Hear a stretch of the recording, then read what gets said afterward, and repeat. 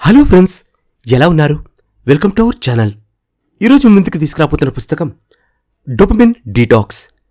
ఈ పుస్తకాన్ని రాసింది తోబెట్ మొరిసే. ఈ మధ్య నా లైఫ్ స్టైల్లో నేను ఒక కొత్త చేంజ్ని గమనించాను ఫ్రెండ్స్. అంటే నేను ఏదైనా పని చేస్తున్నప్పుడు ఆ పనిలో నాకు కొంత సమయం దొరికిందనుకోండి, వెంటనే ఫోన్ తీసుకుని షార్ట్స్ని చూస్తూ ఉన్నాను, స్క్రోల్ చేస్తూ.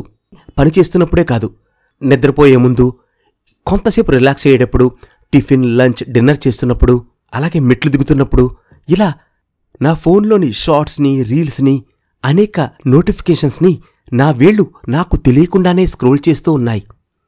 అవసరం లేకపోయినా అనేక ఫేస్బుక్ పోస్ట్స్ని, ఇన్స్టాగ్రామ్ పోస్ట్స్ని లైక్ చేస్తూ, షేర్ చేస్తూ ఉన్నాయి. అలాగే నా కళ్ళు అనేక ఆన్లైన్ షాపింగ్ వెబ్సైట్స్లో ఉండే అనేక వస్తువుల్ని, అమ్మకాలని చూస్తూ ఉన్నాయి. నాకే తెలియకుండా అవసరం లేకపోయినా ఎన్నో వస్తువుల్ని కొంటూ ఉన్నాను. అలాగే నాకు కొంత అసహనం, టెన్షన్, స్ట్రెస్ వచ్చినా వెంటనే మొబైల్లో ఆండ్రాయిడ్ గేమ్స్ ఆడేస్తూ ఉన్నాను. ఓటీటీ ప్లాట్ఫామ్స్లో ఉన్న అనేక మూవీస్ని, వెబ్ సిరీస్ని, సీరియల్స్ని బాగున్నా బాగోలేకపోయినా చూసేస్తూ కంప్లీట్ చేస్తూ ఉన్నాను. ఏమీ తోచకపోయినా ఇంట్లో ఉన్న జంక్ ఫుడ్ అంతటినీ కూడా వెతికి మరీ పట్టుకుని తినేస్తూ ఉన్నాను. ఇందులో కొన్నైనా సరే మీరు చేస్తున్నారా? ఇవన్నీ మన జీవితాల్ని ఎటువైపు తీసుకెళ్తున్నాయి? మనందరి జీవితంలో మనందరం తెలుసుకోవాల్సిన ఒక ముఖ్యమైన కెమికల్ గురించి ఇప్పుడు మీకు చెప్పబోతున్నాను. అదే డోపమిన్. ఇది మనలో కోరికని, ఇష్టాన్ని, అనేక విషయాల పట్ల కలగజేసే ఒక బ్రెయిన్ హార్మోనియన్ కెమికల్. ఇది ఎలా పనిచేస్తుంది? ఇది మన బ్రెయిన్లో ఒక న్యూరో ట్రాన్స్మిటర్ లాగా రిలీజ్ అయ్యి మన పుట్టుక నుండి మనం పెరిగే అనేక దశల్లో, మనం చేసే అనేక పనుల్లో మనకు ఒక సంతృప్తిని, ఒక ఆనందాన్ని, ఒక హ్యాపీనెస్ ఫీలింగ్ని, ఒక రివార్డ్ లాగా, మనం గెలుచుకునే ఒక బహుమతిలాగా మనలో కలగజేసి ఆ పనులు మనం తరచూ చేసేలాగా మనల్ని ఫోర్స్ చేస్తుంది. ఇది మనిషి మనుగడలో ఒక భాగం. అలాగే ఇలా ఒక్క విషయమే కాదు, సెక్స్, మీట్ తినడం, ఆయిల్ ఫుడ్స్ తినడం, ఇలా అనేక విషయాల్లో మనలో ఇంట్రెస్ట్ని, క్రేవింగ్స్ని ఈ హార్మోనియన్ కలగజేస్తుంది. ఉదాహరణ తీసుకుంటే, మీ ఫ్రిడ్జ్ని మీరు తీసి చూశారు, అందులో ఒక చాక్లెట్, ఒక క్యారెట్ ఉన్నాయి. ఏది తీసుకుంటారు మీరు? మీరు ఏదైనా తీసుకోవచ్చు. కానీ మీ బ్రెయిన్ మీలో ఎక్కువగా ప్లెజర్ని కలగజేసే డోపమిన్ని రిలీజ్ చేసేలాగా ఉండే విధంగా చాక్లెట్ మాత్రమే ఉంటుంది కాబట్టి ఆ చాక్లెట్ని తీసుకోమంటుంది. ఒక్క చాక్లెట్ తింటే ఏమైపోతుంది అని మీరు అనొచ్చు. ఇక్కడ ఒక్క చాక్లెట్తో మీరు ఆపలేరు. ఎందుకంటే చాక్లెట్ తిన్నప్పుడు మీ బ్రెయిన్లో కలిగే డోపమిన్ మీలో కోరికను ఎక్కువ చేసి, మీలో సాటిస్ఫాక్షన్ ఫీలింగ్ని కలగజేసి మళ్ళీ మళ్ళీ అదే సమయానికి మీరు వచ్చి ఇంకా ఇతర చాక్లెట్స్ని కూడా ఒక్కటొక్కటిగా తినేసేలాగా, ఒక అలవాటులాగా ఈ ప్రాసెస్ అంతటినీ కూడా మీ యొక్క డోపమిన్ కెమికల్ మార్చేస్తుంది. అది చాక్లెట్సే అవ్వాల్సిన పని లేదు. ఆల్కహాల్, జంక్ ఫుడ్, ఇవన్నీ ఓవర్గా తింటే మీకు అనారోగ్యమనే విషయం మీకు తెలుసు. కానీ మీ బ్రెయిన్లోని డోపమిన్కి ఆ విషయం తెలీదు. అవి తింటే మీలో ఒక రివార్డ్ లాగా కలిగే హ్యాపీనెస్, సాటిస్ఫాక్షన్ ఫీలింగ్స్, ఇవేవి మిమ్మల్ని ఆలోచించనివ్వకుండా మిమ్మల్ని ఒక ఆటోపైలట్ మోడ్లోకి తీసుకెళ్ళిపోతాయి. ఇలాగే చాలామంది వన్ హిట్ ఆఫ్ డోపమిన్ కోసం డ్రగ్స్కి ఎడిక్ట్ అవుతున్నారు. ఇది ఇక్కడితో ఆగుతుందా? దీన్ని ఎవరు ఉపయోగించుకుంటున్నారు? ఇప్పుడు మీకు చెప్పే ఒక భయంకరమైన రియాలిటీ ఏంటంటే, మోడర్న్ సొసైటీలో ఉన్న పెద్ద పెద్ద కంపెనీస్, బిజినెస్, వాటిలో ఉండే ఎన్నో లక్షల మంది ఎక్స్పర్ట్స్ వారి ప్రొడక్ట్స్ని, యాప్స్ని మనందరం ఎక్కువగా ఉపయోగించేలాగా, వాటి నుంచి మన చూపు తిప్పుకోనివ్వని విధంగా మనలో కలిగే ఈ డోపమిన్ రివార్డ్ సిస్టమ్ని వాళ్ళు ఉపయోగించుకుంటున్నారు. ఎలా అంటే, మీరు కొన్ని యాప్స్, కొన్ని మొబైల్ గేమ్స్ ఆడుతున్నప్పుడు చూడండి, దాంట్లో రివార్డ్స్, లెవెల్స్, ర్యాంకింగ్స్ ఉంటాయి. మీరు ఆడుతున్నప్పుడు మిమ్మల్ని ఇంకా ఇంట్రెస్ట్ గురిచేసి నెక్స్ట్ లెవెల్, నెక్స్ట్ స్టేజ్ ఆడేలాగా మిమ్మల్ని ఫోర్స్ చేస్తూ ఉంటాయి. అలాగే డాల్స్, అలాగే బొమ్మలు, ఈమోజీస్, ఇవన్నీ కూడా వాళ్ళ యాప్స్లో చాలా అందంగా, ఆకర్షణీయంగా పెట్టి ఎక్కువ ఆ యాప్స్లోనే మీ సమయానంతా గడిపేలాగా మీ యొక్క డోపమిన్ని స్టిమ్యులేట్ చేసే విధంగా వాళ్ళు వాటిని తయారు చేస్తూ ఉన్నారు. ఇక్కడ ముఖ్యమైన విషయం ఏంటంటే, వీటితో గడిపేటప్పుడు ఓవర్గా మన బ్రెయిన్ క్రియేటివిటీని, టాలెంట్ని మనం ఉపయోగించాం. ఎందుకంటే ప్రాసెస్ అంతా కూడా ఎప్పుడూ ఒకే విధంగా ఉంటుంది. సో ఒకే విధానం మళ్ళీ మళ్ళీ చేయడం మనం కష్టం కాదు కాబట్టి వెంటనే దానికి మనం అలవాటు పడిపోతాం. ఈ ప్రాసెస్ ద్వారా వాళ్ళు మనలాంటి బిలియన్స్ ఆఫ్ పీపుల్ బ్రెయిన్స్ని కంట్రోల్ చేస్తున్నారు. అన్కాన్షియస్గా మన సమయాన్నంతా వారి కోసం ఉపయోగించుకుంటున్నారు. కోట్లు సంపాదిస్తున్నారు. మనల్ని మాత్రం పేదవారిగా, తెలివి తక్కువ వారిగా, బద్ధకస్తులుగా, ఇందుకు పనికిరాని వారిగా మారుస్తూ ఉన్నారు. ఇది ఎలా జరుగుతుంది? Dopamine processing. ఇది మనలో ఎలా ఉంటుందంటే, ఏదైనా ఒక విషయం ఒక సోర్స్ ద్వారా మీ బ్రెయిన్కి ఎక్కువగా ఈ డోపమిన్ కెమికల్ దొరుకుతుందని మీ బ్రెయిన్కి తెలిస్తే ఆటోమేటిక్గా మీ బ్రెయిన్ రీవైర్ అయిపోయి మన ప్రవర్తనలో కొన్ని ఇంపల్సివ్ బిహేవియర్స్ని మనలో కలగజేస్తుంది. వాటి కారణంగా అసలు ఆ పనుల యొక్క ఫలితాల గురించి మనం ఆలోచించాం. వెంటనే ఒక రోబోటిక్ మోడ్లోకి, అంటే ఒక ఆటో పైలట్ మోడ్లోకి మారిపోయి మనకే తెలియకుండా ఆ విషయాల్లో మనం పార్టిసిపేట్ చెయ్యాలా వద్దా అనే నిర్ణయాలు, జడ్జిమెంట్ మనం తీసుకోలేని విధంగా పనులు చేసేస్తూ ఉంటాం. పూర్వకాలంలో వశీకరణ విద్య ప్రయోగించి మనుషుల్ని అదుపు చేసినట్లు మీరు డోపమిన్ మాయాజాలకు విద్యకు లొంగిపోయి మీ లైఫ్ని ఒక రోబోటిక్గా బతుకుతున్నారేమో అని మీరు చెక్ చేసుకోవాలి. సరే, ఈ డోపమిన్ విధానానికే మనం అలవాటైపోయి బతుకుతున్నాం. అయితే ఏంటి అంటారా? మనందరి బ్రెయిన్లో అటెన్షన్ స్పేస్ అనేది ఒకటి ఉంటుందండి.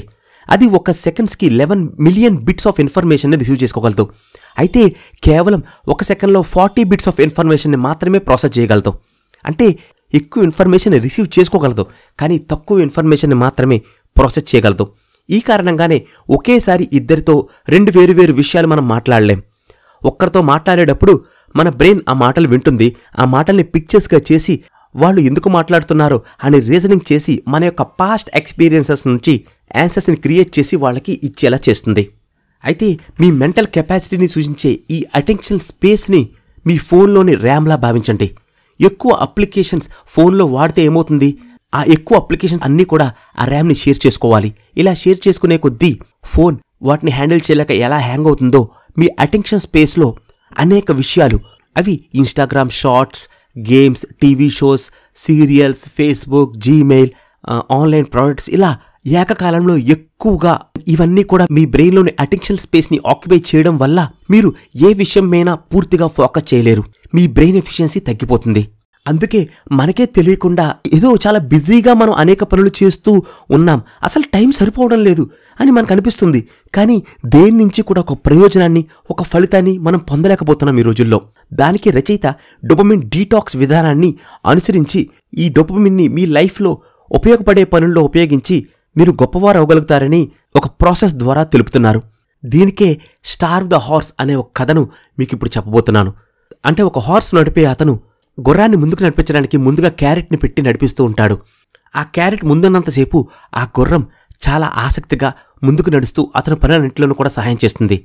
కానీ ఆ గుర్రానికి ఒక చోట ఎక్కువ పచ్చగడ్డి దొరికింది. ఆ పచ్చగడ్డిని తినేసి దాని ఆకలిని తీర్చుకుంది. అప్పుడు యజమాని వచ్చి ఆ గుర్రం ముందు క్యారెట్ని పెట్టి గుర్రాన్ని నడిపిద్దాం అనుకున్నప్పుడు ఆ గుర్రం ఆ క్యారెట్ని తినదు, ఎందుకంటే దాని కడుపు నిండిపోయింది కాబట్టి.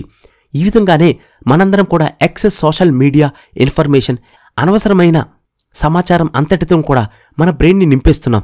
దీనివల్ల ముఖ్యమైన విషయాల్లో మన బ్రెయిన్ పెర్ఫామ్ చెయ్యదు. అప్పుడు అతను ఏం చేశాడు? ఆ గుర్రానికి ఆ క్యారెట్ని కూడా పెట్టకుండా చాలా దూరంగా ఉంచాడు. ఎటువంటి ఆహారం దొరకకుండా చేశాడు. ఆ గుర్రం అలసిపోతుంది. ముందు చాలా కోపం వస్తుంది గుర్రానికి. తర్వాత ఆ క్యారెట్ని దాని ముందు పెట్టినప్పుడు ఆ చిన్న క్యారెట్ కూడా ఆ గుర్రానికి ఎంతో ముఖ్యమైనదిగా కనిపిస్తుంది. ఇంకా ఆసక్తితో ఆ క్యారెట్ని తినడానికి ముందుకు పెడుతుంది. ఇదే విధంగా మన బ్రెయిన్లో కూడా ఓవర్ ఇన్ఫర్మేషన్తో మనం ఒక డ్రగ్ ఎడిక్షన్కి గురి చేసాం మన బ్రెయిన్ని. సో ఈ ఎడిక్షన్ని కొన్నాళ్ల పాటు దూరంగా ఉంచాలి. అంటే మన బ్రెయిన్ని ఉపవాసం ఉండేలా చేయాలి. ఇది కొంచెం కష్టమే, కానీ చేయక తప్పదు. అప్పుడే మన జీవితంలో ముఖ్యమైన పనులను చేసేటువంటి క్యారెట్ లాంటి ఎంతో ప్రొడక్టివ్గా ముఖ్యమైన పనులన్నింటినీ చేయడానికి మన బ్రెయిన్ సిద్ధంగా ఉంటుంది. నిజానికి డోపమిన్ లైఫ్లో పూర్తిగా తీసేయమని నేను చెప్పడం లేదు, అది సాధ్యం కాదు.